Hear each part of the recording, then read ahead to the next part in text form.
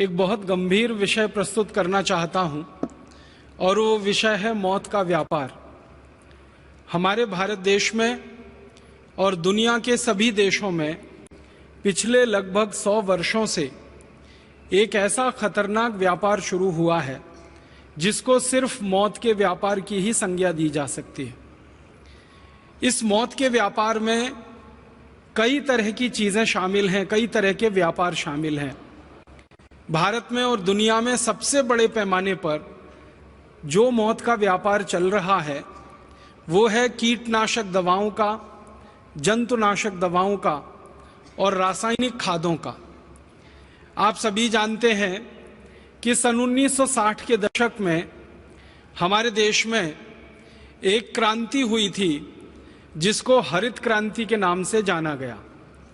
इस हरित क्रांति के बारे में सारे देश में और दुनिया में ये प्रचार किया गया कि अन्न का उत्पादन बढ़ाना है और कीटकों से फसल को बचाना है, जंतुओं से फसल को बचाना है। इंसेक्ट्स और बहुत तरह के पेस्ट फसल को खराब कर देते हैं, उससे फसल को बचना बहुत ज़रूरी है और फसल का उत्पादन बढ़ना बहुत ज़रूरी है ताकि दुनिया की आबादी का पेट भरा जा सके। भारत में और दुनिया में एक नए तरह का विज्ञान चलाया गया और वो नए तरह का विज्ञान मौत के व्यापार में बदल गया धीरे धीरे। हमारे भारत देश में सन 1960 में जब ये हरित क्रांति की शुरुआत हुई तब एक भी किसान ऐसा नहीं था जो अपने खेत में कोई जहर डालता हो। एक भी किसान ऐसा नहीं था जो धरती माँ के साथ जहरीली दवाओं का उपयोग करता हो। और हमारे किसान धरती को माँ मानते हैं, तो माँ की धमनियों में, माँ की शिराओं में जहर नहीं घोल सकते, मिट्टी में जहर नहीं डाल सकते। इसलिए हमारे किसान कभी भी खेत की मिट्टी में पेस्टिसाइड्स, इंसेक्टिसाइड्स, हर्बिसाइड्स, फंगीसाइड्स आदि आदि कभी नहीं डालते थे और ना हमारे देश की मिट्टी में यूरिया डीएपी डाला जाता था। लेकिन 1960 में कृषि क्रांति के नाम पर, हरित क्रांति के नाम पर किसानों से कहा गया कि अगर खेत में आप ये नहीं डालोगे, यूरिया डीएपी का खाद नहीं डालोगे, फर्टिलाइजर नहीं डालोगे और ये कीटनाशक और जंतुनाशक दवाएं नहीं डालोगे तो खेती सारी चौपट हो जाएगी, अन्न कुछ पैदा नहीं होगा, सारा देश भूखा मरेगा और किसानों को भी भूखा मरना पड़ेगा। लिहाजा धीरे धीरे किसानों को पहले मुफ्त में दी गई, किसानों ने उसको मुफ्त में डालना शुरू किया। धीरे धीरे मिट्टी को उसकी आदत पड़ गई, फिर खरीद के डालना उसको शुरू किया और अब होते होते इस देश में लाखों मीट्रिक टन में जहरीली खादें और कीटनाशक दवाएं खेतों में पड़ रहे हैं। हमारी भारत सरकार के आंकड़ों के अनुसार एक वर्ष में करीब खेतों में 1,90,00,000 मीट्रिक टन रासायनिक खाद डाल दिया जाता है। यूरिया के नाम पर, डीएपी के नाम पर, सिंगल सुपर फॉस्फेट के नाम पर, अनेक तरह की रासायनिक खादों के नाम पर 1,90,00,000 मीट्रिक टन जहर हर साल खेतों में डाल दिया जाता है। अब इन जहरीली रासायनिक खादों से जो पौधे बड़े होते हैं, इन पौधों पर तरह तरह के कीट लगते हैं, तरह तरह के जंतु आते हैं, तरह तरह के इंसेक्ट और पेस्ट आते हैं, क्योंकि रासायनिक खादों को डालने के बाद पौधों का अपना जो ताकत होती है वो कम हो जाती है। तो पहले पौधों को यूरिया डीएपी सुपर फॉस्फेट डाल के कमजोर किया जाता है शारीरिक रूप से, फिर उन कमजोरी के कारण जो बीमारियां आ जाती हैं पेड़ पौधों पर, जो कीड़े मकोड़े लग जाते हैं, जो तरह तरह के जंतु आ जाते हैं, उनको मारने के लिए फिर 90,000 मीट्रिक टन और दूसरा जहर स्प्रे किया जाता है। पाउडर के फॉर्म में करीब 90,000 मीट्रिक टन जहर डाला जाता है। अनेक नामों से डाला जाता है।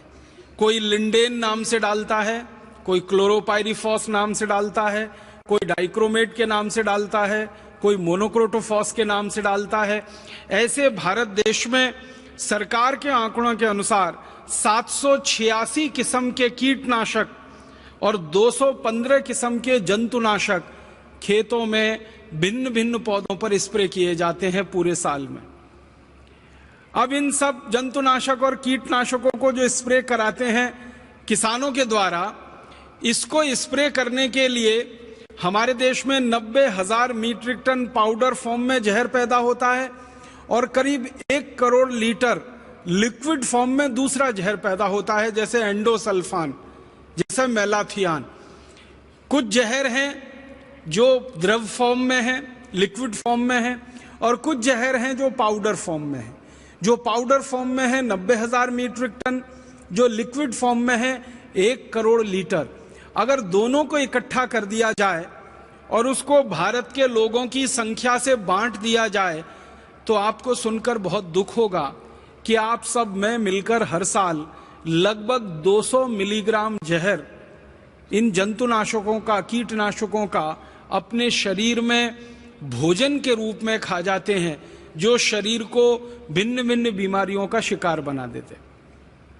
हमारे भारत के खेतों में डाली जाने वाली जो रासायनिक खाद है और हमारे देश के फसलों के ऊपर छिड़का जाने वाला जो जहर है, इसके बारे में जितने भी रिसर्च हुए हैं भारत में और भारत के बाहर, वो ये बताते हैं कि ये जो खाद हम खेतों में डालते हैं, इसका मात्र 8 से 9% काम में आता है।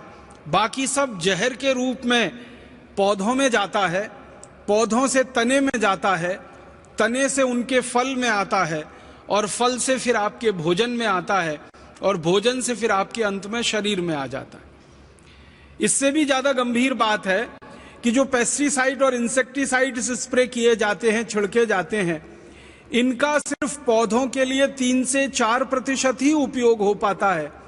बाकी का 96% ये जो जहर है ये मिट्टी में जाता है, मिट्टी से पौधों की जड़ों में जाता है, जड़ों से तने में जाता है, तने से फलों में जाता है, और फल से फिर आपके भोजन में आ जाता है।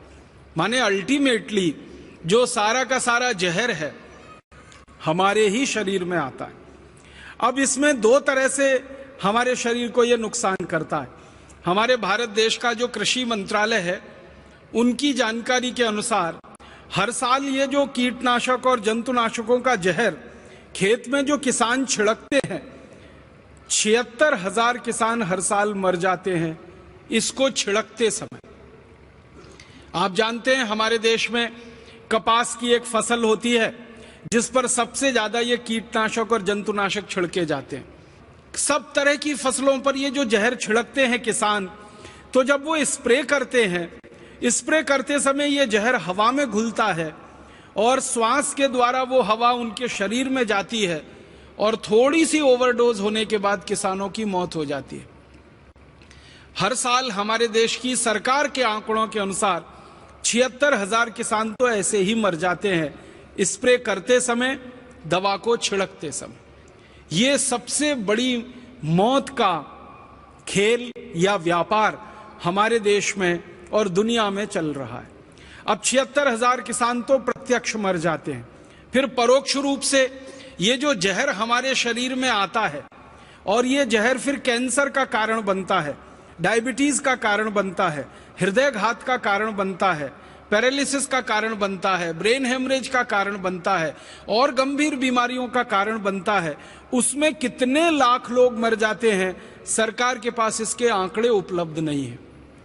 अगर हम कैंसर के भारत में हुए सभी रिसर्चेस को ध्यान में रखें, तो कैंसर पे काम करने वाले जितने भी विशेषज्ञों से मैं मिला हूं, उनसे जब भी मैंने ये सवाल पूछा है कि आप मुझे एक सबसे बड़ा कारण बताइए कैंसर के होने का, तो बेहिचक सभी विशेषज्ञ कहते हैं कि कैंसर का भारत में और दुनिया के देशों में सबसे बड़ा कारण जो निकल के आ रहा है, वो जहरीले कीटनाशक और जहरीले जंतुनाशक और जहरीले रासायनिक खाद जो खेती के नाम पर हमारे खेतों में डाले जा रहे हैं, यही सबसे बड़ा कारण है। भारत देश में पंजाब है, हरियाणा है, पश्चिमी उत्तर प्रदेश है, आंध्र प्रदेश है, कर्नाटक है, मध्य प्रदेश का एक इलाका है, छत्तीसगढ़ है, झारखंड है, बिहार है, उड़ीसा है, बंगाल है। ऐसे करीब 17-18 राज्य हैं जहां सबसे ज्यादा ये जहर खेतों में डाला जा रहा है। इन 17-18 राज्यों में एक राज्य सबसे बड़ा है जहां प्रति एकड़ सबसे ज्यादा जहर खेतों में डाला जा रहा है। उस राज्य का नाम है पंजाब। पंजाब में प्रति 1 एकड़ खेत में हर साल 113 किलोग्राम तो रासायनिक खाद डाल दिया जाता है और उसके बाद कीटनाशक और जंतुनाशक का जहर अलग से डाला जाता है। उसके बारे में आंकड़े घटते बढ़ते रहते हैं। कभी कपास की फसल पर ज्यादा स्प्रे करना पड़ जाता है तो प्रति एकड़ आंकड़ा बढ़ जाता है। कभी कभी कपास की फसल आती ही नहीं है तो स्प्रे करने की जरूरत नहीं पड़ती है तो आंकड़ा घट जाता है, लेकिन खाद का आंकड़ा लगभग स्थिर रहता है। तो ये जो प्रति एकड़ स्प्रे हो रहा है सबसे ज्यादा पंजाब में, और पंजाब में भी एक जिला है जिसका नाम है भटिंडा। भटिंडा में प्रति व्यक्ति सबसे ज्यादा, प्रति एकड़ सबसे ज्यादा जहरीला रसायन खेतों में डाला जा रहा है। और आज भारत देश के 680 जिलों में भटिंडा सबसे बड़ा जिला है जहां सबसे ज्यादा कैंसर के मरीज हैं पूरे भारत के आंकड़ों के अनुसार। अगर प्रति व्यक्ति कैंसर के मरीजों की संख्या आप गिनेंगे तो भटिंडा शीर्ष स्थान पर है। और भटिंडा से हर दिन एक ट्रेन चलती है बीकानेर नाम के एक राजस्थान के शहर के लिए, क्योंकि बीकानेर में बहुत बड़ा एक मेडिकल कॉलेज है जहां पर कैंसर के विशेषज्ञ बहुत हैं और कैंसर का इलाज होता है वहां पर। तो भटिंडा से बीकानेर के लिए जो ट्रेन जाती है, हर दिन हजारों कैंसर के यात्री उसमें भरकर भटिंडा से बीकानेर जाते हैं। तो उस ट्रेन का नाम कैंसर स्पेशल ट्रेन ही रखा है लोगों ने। भटिंडा के बाद दूसरा सबसे बड़ा जिला जहां पर कैंसर के मरीजों की संख्या बहुत है जलंधर है, और जलंधर भी भारत में सबसे बड़ा जिला है जहां सबसे ज्यादा जहर प्रति एकड़ खेतों में डाला जा रहा है। फिर होशियारपुर है, वो भी पंजाब में ही आता है। फिर हरियाणा के कुछ जिले हैं, फिर पश्चिमी उत्तर प्रदेश के, और फिर पूरे भारत के। तो ये बहुत बड़ा मौत का व्यापार चल रहा है हमारे देश में। आप पूछेंगे ये व्यापार कर कौन रहा है? लगभग दुनिया की 1000 बड़ी बड़ी विदेशी कंपनियां हैं जो इस व्यापार में लगी हुई हैं। अमेरिका की कंपनियां हैं, जर्मनी की हैं, जापान की हैं, फ्रांस की हैं, स्वीडन की हैं, नॉर्वे की हैं, डेनमार्क की हैं, हमारे पड़ोसी चाइना की हैं, कुछ रूस की कंपनियां हैं। ऐसे दुनिया के 24 देशों की लगभग 1000 कंपनियां हैं, और उनमें से कुछ कंपनियों का भारत की कंपनियों के साथ कोलैबोरेशन है, समझौता है। तो भारत की कुछ कंपनियों के साथ मिलकर दुनिया की लगभग 1000 बड़ी विदेशी कंपनियां, मल्टीनेशनल कॉरपोरेशन इस मौत के व्यापार में लगी हुई हैं। 1960 के पहले जिन विदेशी कंपनियों का 1 रुपए का सामान भी इस देश में नहीं बिकता था, उन विदेशी कंपनियों की बिक्री आजकल हजारों करोड़ रुपए में हो गई। आपको सुनकर हैरानी होगी कि 1000 बड़ी बड़ी बाहर के देशों की कंपनियां और उनके साथ मिलकर भारत की कुछ कंपनियां एक साल में लगभग 5 लाख करोड़ रुपए कमा रही हैं इस मौत के व्यापार से। तो किसानों की जिंदगी से लगभग 5 लाख करोड़ रुपया निकल के बड़ी बड़ी विदेशी कंपनियों के खजानों में जा रहा है मुनाफे के रूप में। तो ये 1000 से ज्यादा जो विदेशी कंपनियां भारत में मौत का व्यापार चला रही हैं, इन कंपनियों को साल में 5 लाख करोड़ का फायदा हो रहा है। और मैं आपको एक हास्यास्पद बात कहना चाहता हूं, 1500 करोड़ रुपए की फसल बर्बाद होती है अगर ये जहर खेतों में ना डाला जाए। 1500 करोड़ रुपए की फसल बर्बाद होती है, भारत सरकार कहती है 15 अरब रुपए की फसल बर्बाद होती है हमारे देश में किसानों की, अगर उस पर जहर ना डाला जाए। तो 1500 करोड़ की फसल की बर्बादी को रोकने के लिए ये सारी कंपनियां मिलकर 5 लाख करोड़ रुपए का व्यापार कर लेती हैं, जहरीले रसायन बेच लेती हैं। इसका मतलब बहुत साफ है, फसल को बर्बादी से नहीं बचाना है, वास्तव में इन कंपनियों को मौत का व्यापार चलाना है, जहर का व्यापार करना है, जहर को बिकवाना है और जहर को हमारे खेतों की धमनियों में डलवाना है। एक बहुत खराब जहर है जिसका नाम है एंडोसल्फान। एंडोसल्फान को अमेरिका के देश में 20 साल पहले प्रतिबंधित कर दिया गया। एंडोसल्फान को फ्रांस ने, जर्मनी ने, डेनमार्क ने, नॉर्वे ने, एंडोसल्फान को इंग्लैंड ने, स्कॉटलैंड ने, आयरलैंड ने 20 साल पहले बंद कर दिया। जापान नाम के देश ने एंडोसल्फान का उत्पादन और खेत में डालना 20 साल पहले बंद कर दिया। दुनिया के 56 से ज्यादा देशों में एंडोसल्फान ना बनाया जाता है ना खेतों में डाला जाता है, क्योंकि ये सबसे खराब जहर है। एंडोसल्फान के बारे में जापान और अमेरिका और यूरोप के वैज्ञानिकों ने जो शोध किया है, उनका यह कहना है कि अगर इसकी एक बूंद किसी की जीभ पर डाल दी जाए तो उतनी पर्याप्त है वो एक बूंद कि उस व्यक्ति को कैंसर हो और वो मर जाए। लेकिन हैरानी की बात यह है कि जिन देशों में 20 साल से एंडोसल्फान बनता नहीं है और बेचा नहीं जाता, उन्हीं देशों की कंपनियां भारत में आकर एंडोसल्फान बनाती हैं और भारत में बेचती हैं, और हमारे किसानों को उल्टा सीधा पट्टी पढ़ाकर उनको लालच दिलाकर एंडोसल्फान का स्प्रे कराती हैं। अमेरिका की कंपनियां अपने देश में एंडोसल्फान बनाती नहीं, भारत में आकर बना के बेचती हैं।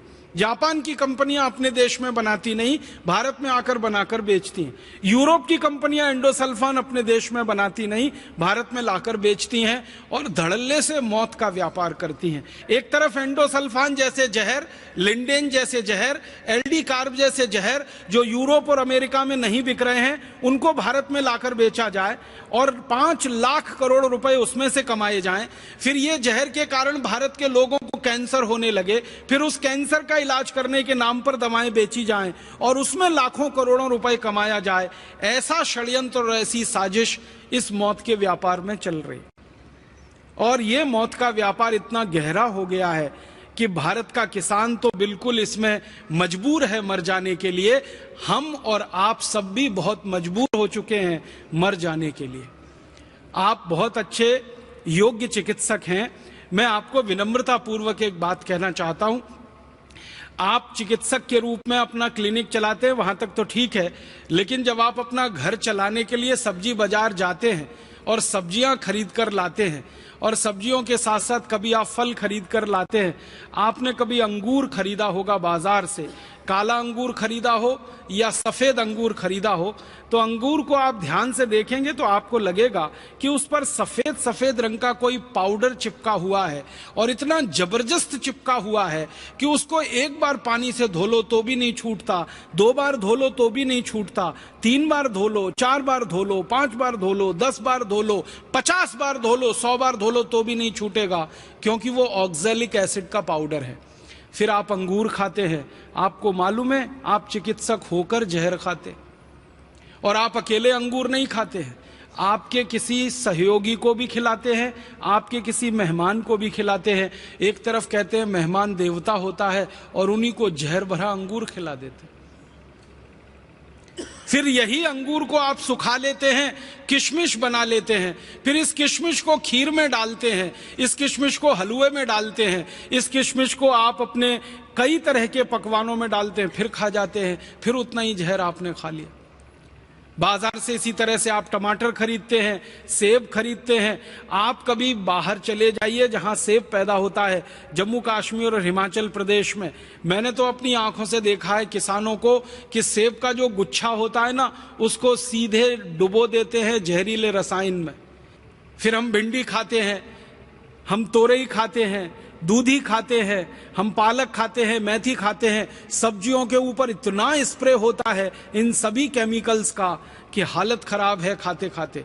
एक साधारण भारतवासी कल्पना करिए, साल भर में 200 मिलीग्राम जहर खा जाता है सब्जियों के रूप में, और एक साधारण भारतवासी गेहूं, चावल, चने, दाल पर जो यूरिया डाला गया, डीएपी, सुपर फॉस्फेट डाला गया, उसके रूप में करीब करीब 1 किलो 700 ग्राम रसायन खा जाता है। यूरिया, डीएपी, सुपर फॉस्फेट के रूप में 1 किलो 700 ग्राम हम रसायन खा जाते हैं। एंडोसल्फान, एल्डी कार्ब, लिंडेन के रूप में 200 ग्राम और खतरनाक जहर खा जाते हैं।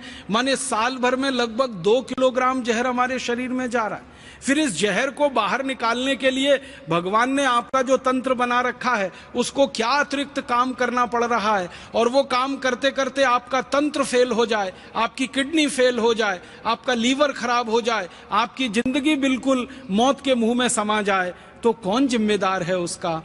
जिम्मेदार तो वो कंपनियां हैं जिनकी संख्या लगभग 1000 से ज्यादा है, जो अपने स्वार्थ की पूर्ति के लिए इस मौत के व्यापार को भारत में चला रहे हैं और पूरे भारत को धीरे धीरे अंधे कुएं की तरफ धकेलते चले जा रहे। आप बोलेंगे ये मौत का व्यापार खाली भारत में चल रहा है? नहीं, दुनिया के बहुत सारे गरीब देशों में चल रहा है, भारत उसमें से एक है। हमारा पड़ोसी देश इंडोनेशिया, वहां भी यही मौत का व्यापार चल रहा है। हमारा एक पड़ोसी देश वियतनाम, वहां भी यही मौत का व्यापार चल रहा है।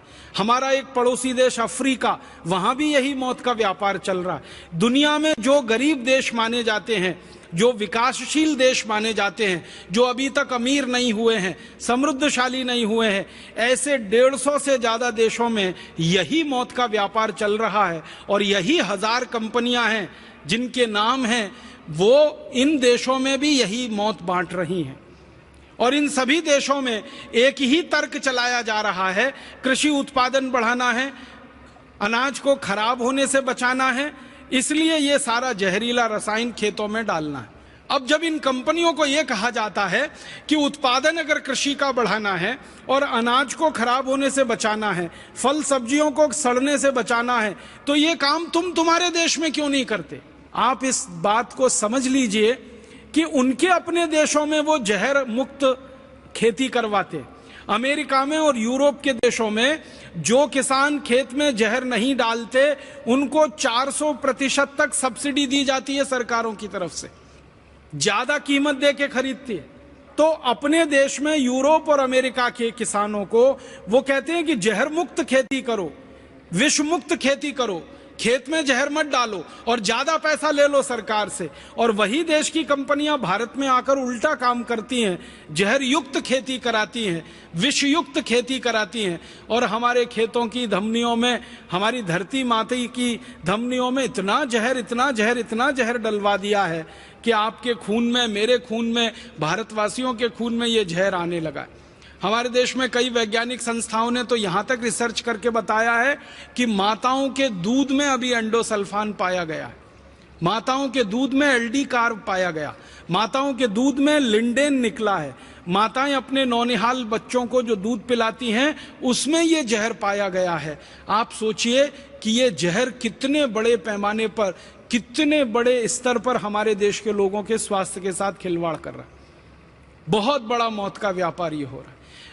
और भारत जैसे देश में जितना ये पैदा कर रहे हैं और खेतों में डलवा रहे हैं, भारत जैसे गरीब देशों के बारे में मैंने जब आंकड़े निकालने की कोशिश की तो भारत जैसे दुनिया के 150 देशों में हर साल करीब 20 लाख मीट्रिक टन ये जहर पैदा करके खेतों में डलवा दिया जाता है।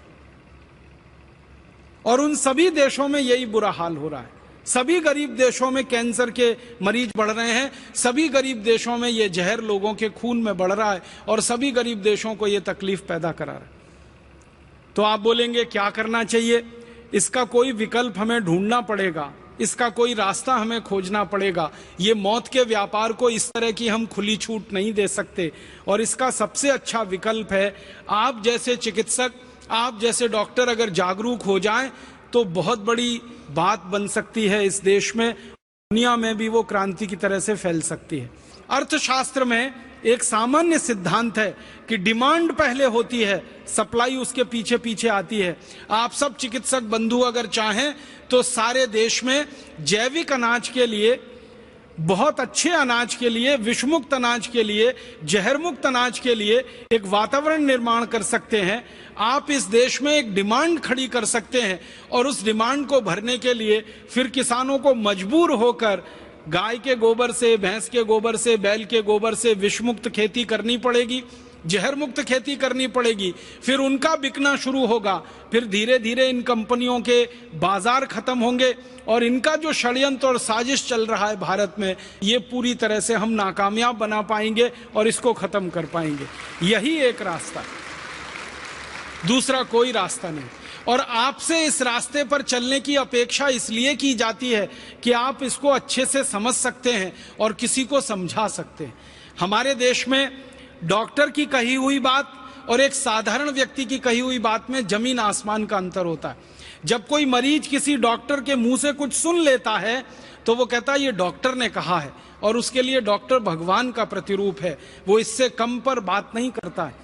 मैंने देखा है बहुत सारे मरीजों को, वो आपका प्रिस्क्रिप्शन लिखा हुआ स्लिप लेके किसी दुकान पर जाते हैं, केमिस्ट के पास, और मैंने देखा वो झगड़ा करते हैं केमिस्ट से। झगड़ा किस बात का होता है? केमिस्ट कहता है कि डॉक्टर साहब ने ये जो दवा लिखी है ये तो है नहीं मेरे पास, ऐसी ही बहुत अच्छी दूसरी दवा है।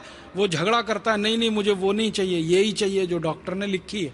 और वो समझाते समझाते केमिस्ट परेशान होता है कि भैया एक ही दवा के ये दो नाम हैं। वो मानता ही नहीं है, डॉक्टर ने लिखी है इसलिए मुझे तो यही चाहिए, क्योंकि उसका भरोसा है आप पर, क्योंकि विश्वास है आप पर।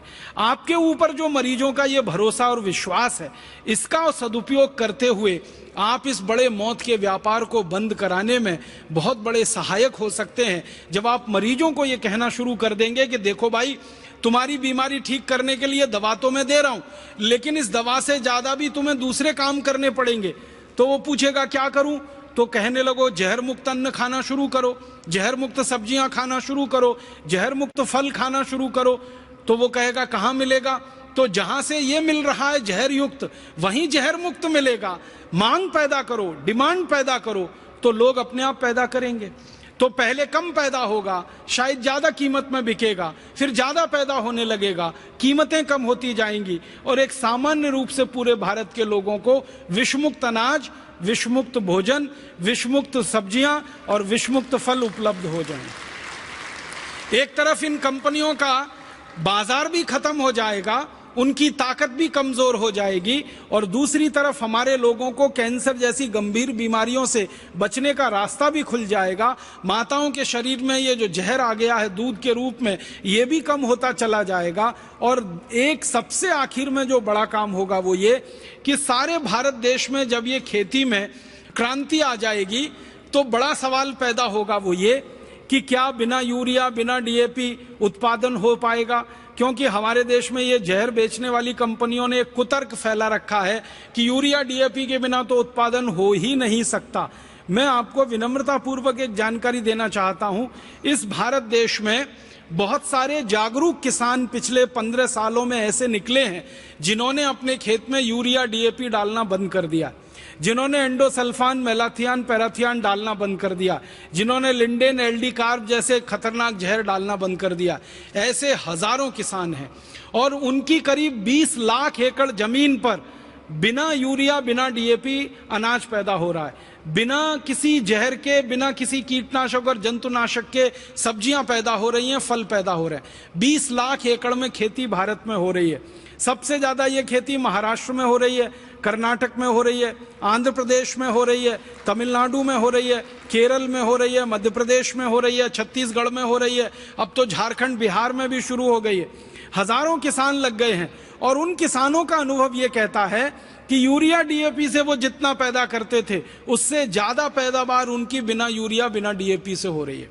आपको मैं आंकड़े बताना चाहता हूं कि जो किसान पहले यूरिया डीएपी से 1 एकड़ में 30 मीट्रिक टन गन्ना पैदा करते थे, अब वही किसान गाय का गोबर, भैंस का गोबर, बैल का गोबर खेतों में डालकर 1 एकड़ में 90 मीट्रिक टन गन्ना पैदा कर रहे हैं, 3 गुना ज्यादा। जो किसान पहले यूरिया डीएपी से 1 एकड़ में 15-20 क्विंटल तक गेहूं पैदा करते थे, आज वो गाय के गोबर, बैल के गोबर, भैंस के गोबर का उपयोग करके 1 एकड़ में 25 से 30 क्विंटल गेहूं पैदा कर रहे हैं, ठीक दुगना। जो किसान पहले 2 से 2.5 क्विंटल कपास पैदा करते थे 1 एकड़ में यूरिया डीएपी से, आज वो 7 क्विंटल कपास पैदा कर रहे हैं बिना यूरिया, बिना डीएपी के। गेहूं ज्यादा हो रहा है, धान ज्यादा हो रहा है, गन्ना ज्यादा हो रहा है, सब्जियां भरपूर हो रही हैं, फल भरपूर हो रहे हैं। तो ये सबसे बड़ा झूठ है जो पिछले 40-45 साल इस देश में फैलाया गया कि उत्पादन सिर्फ यूरिया डीएपी से ही बढ़ सकता है। उत्पादन बिना यूरिया, बिना डीएपी के भी बढ़ता है। और दुनिया में जब ये कीटनाशक और जहर नहीं बनाया जाता था, दूसरे विश्व युद्ध के पहले तक कभी भी दुनिया में ये जहर बना नहीं और कहीं डाला नहीं गया।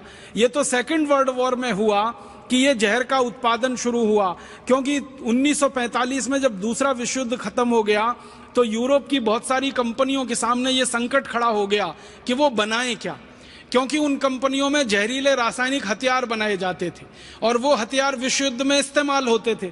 तो जब तक विश्व युद्ध चला तब तक हथियार बिकते रहे।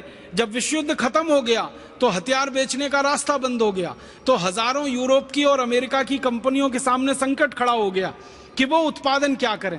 तो फिर उन कंपनियों ने रास्ता निकाला कि जिन कारखानों में हथियारों का उत्पादन होता है उन्हीं कारखानों में जहरीले रासायनिक चीजों का उत्पादन करके urea, DAP, LD carb, lindane के नाम पर दुनिया भर में बेचा जाए। आप सभी जानते हैं, विज्ञान आपने पढ़ा है, रसायन शास्त्र के बारे में थोड़ा तो आप सभी जानते हैं। वो ये कि जिन रसायनों से रासायनिक हथियार बनते हैं युद्ध लड़ने के लिए, उन्हीं रसायनों से यूरिया, डीएपी बनता है खेतों को बर्बाद करने के लिए। जिन रसायनों से रासायनिक जहरीले हथियार बनते हैं केमिकल गैसेस के नाम पर, केमिकल बॉम्ब के नाम पर, उन्हीं जहरीले रसायनों से ये लिंडेन, एलडी कार्ब जैसे जहर, एंडोसल्फान जैसे जहर बनते हैं जो खेतों में डाले जाते हैं। माने मूल रसायन एक ही है, जिससे आप रासायनिक हथियार बना लो और युद्ध में इस्तेमाल कर लो, या जिससे यूरिया, डीएपी और पेस्टिसाइड, इंसेक्टिसाइड बना लो और खेतों में इस्तेमाल कर लो। तो मूल रसायन बनाने वाली यूरोप और अमेरिका की जो कंपनियां थी,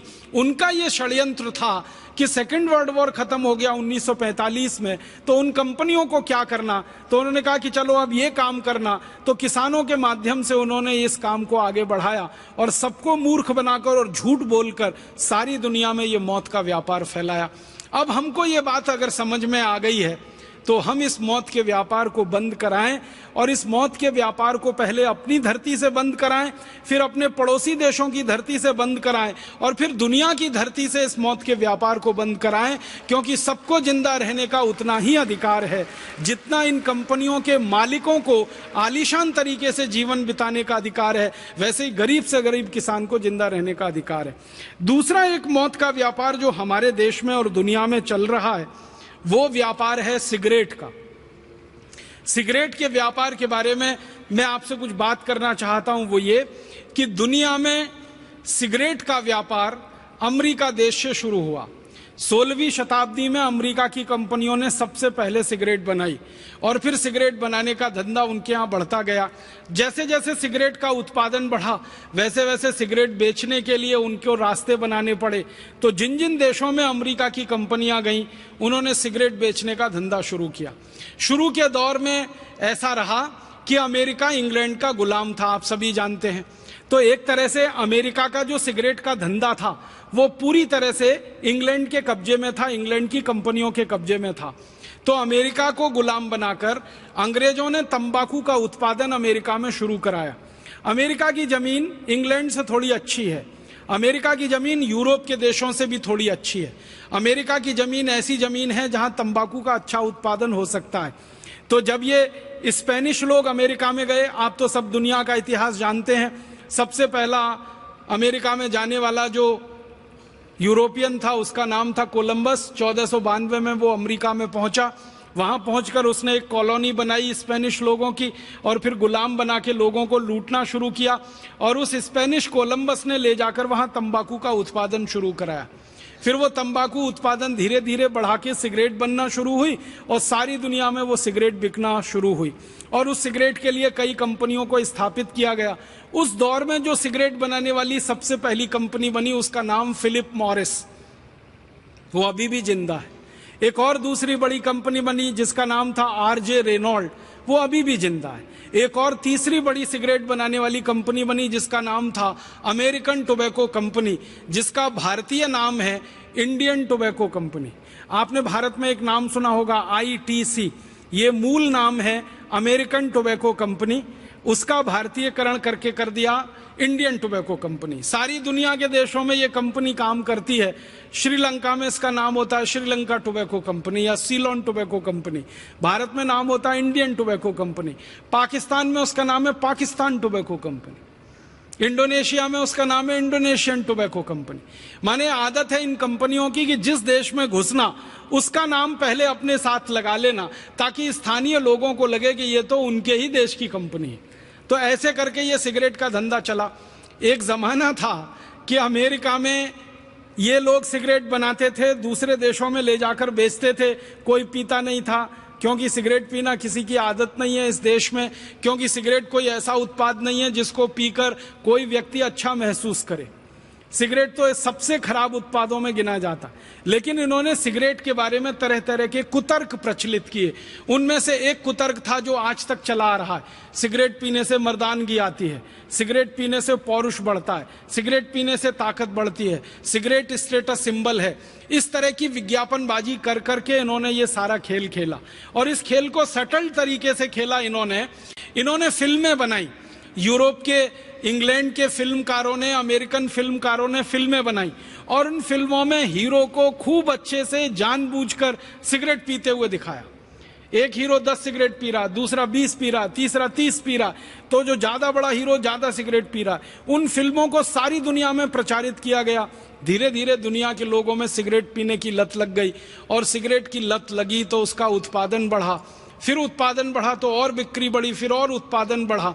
और अब मैं आपसे कहना चाहता हूं वो ये कि 16वीं शताब्दी में दुनिया में एक सिगरेट नहीं बनती थी, और आज सारी दुनिया में 5,500 अरब सिगरेट हर साल बनती है।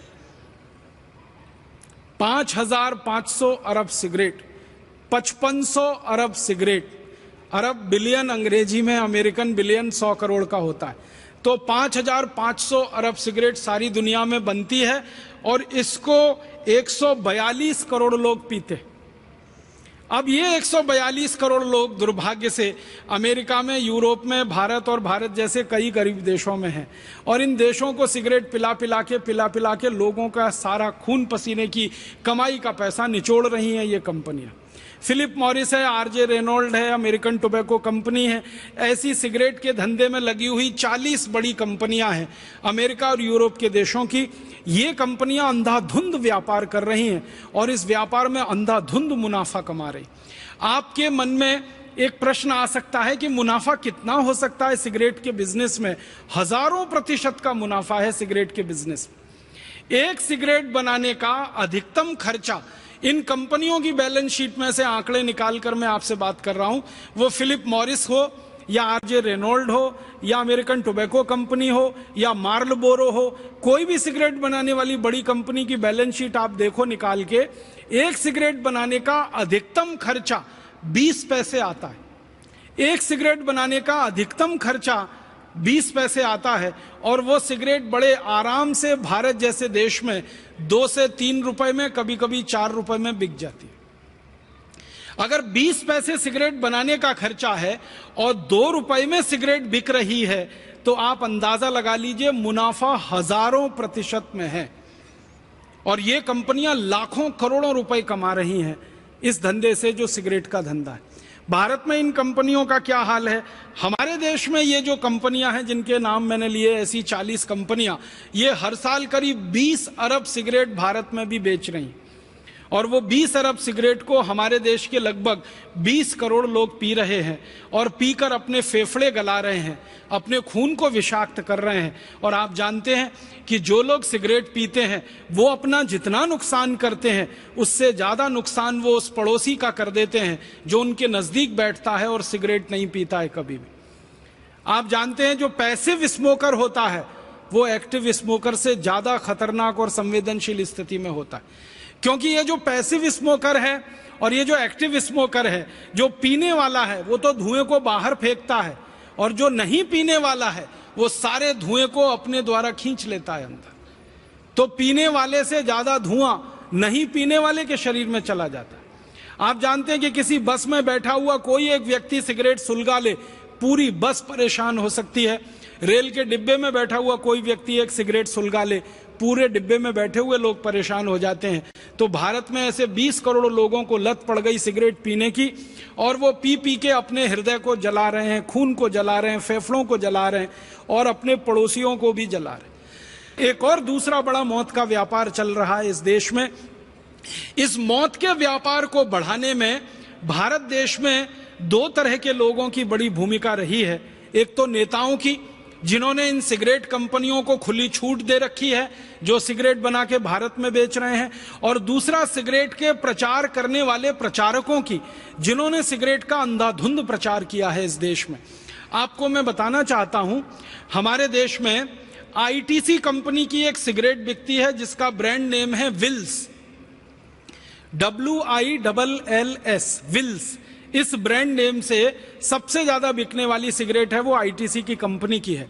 अब इस सिगरेट को भारत में ज्यादा से ज्यादा बिकवाना, तो ये कंपनी ने पता है क्या किया, सालों साल इसने भारत की पूरी क्रिकेट टीम को खरीद लिया, सालों साल।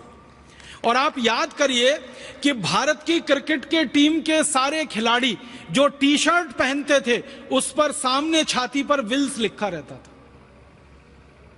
इंडिया पीछे लिखा होता था, विल्स आगे लिखा होता था। भारत पीछे है, सिगरेट बेचने वाली कंपनी का नाम आगे है।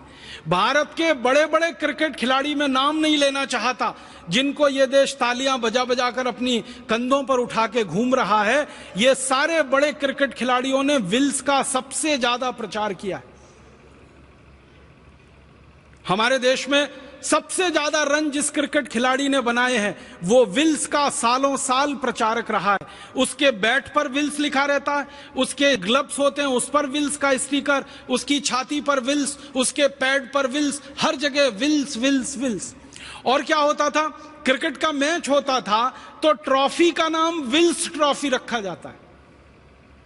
मैदान जिस पर खेल हो रहा है क्रिकेट का, उसमें दो तरफ विकेट्स होते हैं, दोनों तरफ जो एंड होता है बॉलिंग करने का वहां विल्स लिखा जाता था। फिर मैदान में चारों तरफ विल्स के बहुत सारे होर्डिंग्स और साइन लगाए जाते थे। मतलब जो क्रिकेट मैच देखने आ रहे हैं वो क्रिकेट से ज्यादा विल्स विल्स विल्स देखते थे।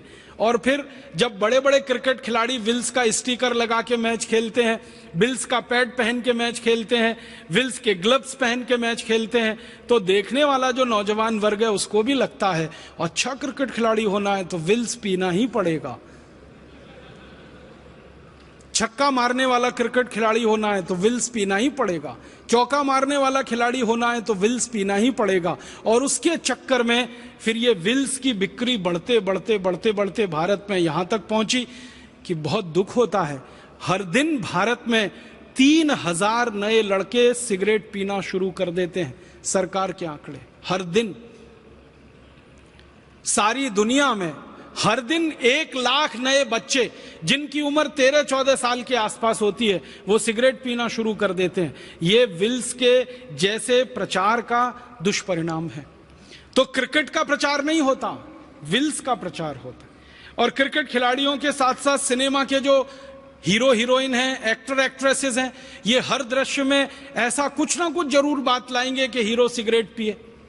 और यहां तो कई एक्टर ऐसे बदनाम हैं जो सबसे ज्यादा सिगरेट पीते हैं अपनी किसी भी फिल्म में। आप जानते हैं ऐसे कई एक्टर के नाम मैं लेना नहीं चाहता। वो हर सीन में ऐसी कोशिश करेंगे कि सिगरेट का सीन आए। बेटा बाप के सामने सिगरेट पी रहा है, भाई बहन के सामने सिगरेट पी रहा है, पति पत्नी के सामने सिगरेट पी रहा है। फिल्मों में ऐसे दृश्य जानबूझ के ठूसे जाएंगे तो फिल्म देखने वाले लोगों के अवचेतन मन में वो सिगरेट बैठती है फिल्म से ज्यादा, और फिर वो बाहर निकलते हैं हॉल से तो सिगरेट उड़ाना शुरू कर देते हैं। और आप जानते हैं 14-15 साल की उम्र में किसी ने एक बार अगर सिगरेट पी ली तो फिर उसको आप सिगरेट का नशेड़ी बनाने से नहीं रोक सकते, क्योंकि वही सबसे संवेदनशील उम्र होती है और धीरे धीरे उस रास्ते पर वो चल पड़ते। फिर इस सिगरेट से होने वाली जो मौतें हैं सारी दुनिया में, सरकार सारी दुनिया की कहती है कि कैंसर में जो सबसे बड़ा कारण है, मैंने बताया जहर, एंडोसल्फान जैसा और मेलाथियान जैसा और ये यूरिया डीएपी, उसके बाद दूसरे नंबर पर जो सबसे बड़ा कारण है कैंसर का वो सिगरेट ही है। और सारी दुनिया में करोड़ों करोड़ों लोग इस सिगरेट को पी के मर रहे हैं, प्रत्यक्ष रूप से परोक्ष रूप से। प्रत्यक्ष रूप से वो मर रहे हैं जो सिगरेट को खींच रहे हैं, परोक्ष रूप से वो मर रहे हैं जो उनके पड़ोस में बैठकर सारा धुआं खींच रहे हैं। भारत में तो अभी धीरे धीरे सिगरेट की बिक्री बढ़ा रहे हैं। चीन जैसे देश में काफी इन्होंने बिक्री बढ़ा दी है और ऐसे ही ये बिक्री बढ़ाते बढ़ाते इनका अंतिम लक्ष्य है कि दुनिया के अधिक से अधिक लोगों को सिगरेट पिला देना, ताकि 40 विदेशी कंपनियों के खजाने में लाखों करोड़ों रुपए जमा हो सके। ये दूसरा बड़ा मौत का व्यापार है जो चल रहा है हमारे देश में और दुनिया में। आपसे एक विनम्र निवेदन है कि इस मौत के व्यापार को भी आप बंद करा सकते हैं और हमारे नौजवानों को और सिगरेट पीने वाले बहन भाइयों को समझा सकते हैं। एक डॉक्टर की जो समझाइश होती है वो किसी दूसरे की नहीं हो सकती है। इसलिए आपसे मैं निवेदन करना चाहता हूं, अपील करना चाहता हूं कि आपके पास जो मरीज आते हैं, जो पेशेंट आते हैं, उनको आप समझाइए, विनम्रता से बताइए कि इन सिगरेट से कितना कितना नुकसान होता है, व्यसन से कितना नुकसान होता है, और सिगरेट कैसे आपके अंदर तक को जलाती है और कैसे खराब करती है। फिर इसके बाद एक और तीसरा बड़ा मौत का व्यापार है गुटखे का, खैनी का। ये 5,000 करोड़ का व्यापार है और लाखों लोग इस व्यापार में परेशान हो रहे हैं।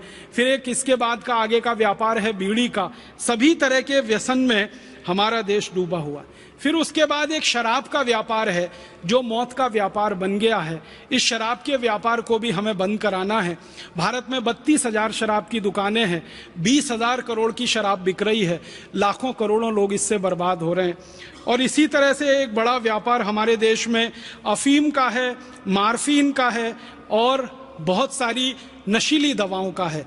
हजारों मीट्रिक टन नशीली दवाएं बिक रही हैं और लोगों को तकलीफ में डाल रही हैं। तो मेरा आप सभी चिकित्सक भाइयों से यही विनम्र निवेदन है कि इन सभी मौत के व्यापारों को इस देश में जल्दी से जल्दी आप बंद कराइए और जल्दी से जल्दी इस भारत देश को एक रहने लायक, अच्छा, समर्थ, स्वस्थ और समृद्धशाली देश बनाइए।